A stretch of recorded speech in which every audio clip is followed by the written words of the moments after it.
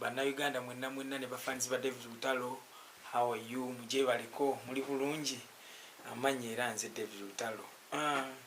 Waliwo statement ziri mu kutambula ebintu bye batemyetemye mu bintu bye nabadde njogera ku show embarara. Olimba lenadde nnyimba ndiyimbidde emyaka 10 ndowooza. Kintu ekyo nakiyimba dda ti muyamba tindabanga kitaffe omu kati amawanga gatuyawulira ki emyaka mingi semirundi mingi nnyo buli gye mbadde nnyimbiranga mu myaka eyo mingi nnyo nga nzijambagamba bannange tetweyawula Uganda tulina kubeera muntu omu tekisookedde awo si kyakubiri awo si kya mirundi gwa 10 awo kubanga nze ku ndowooza yange ku ntegeera yange era bwe nazze nga ndaba bankyomedde nnyo ku social media natandise okulowooza mu ndowooza yange ate nga nawe njagala ogifumiitirizeeko nti oluyimba si lwa myaka 5 oba 7 lwa myaka 10 kudda waggulu naye ku bonna ku bantu ku bye boogerawo ani yeetaaga ennyo abantu nga bali wamu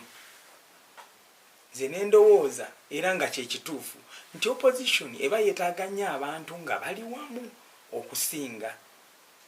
ne ngamba ani omutuufu ankuba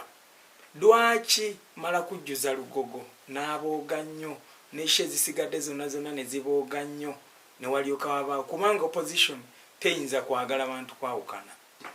nze kubeera nti siri politician nkiddamu siri politician tekitegeeza nti ate sitegeera mba ntegeera naye lwaki mala kujjuza concert eno statement ze nayogeranga buli lunaku buli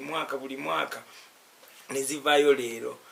abayimbi bwe mubanga gye emizannyo gye mutandise okuzannya kati ngenda bakuba endongo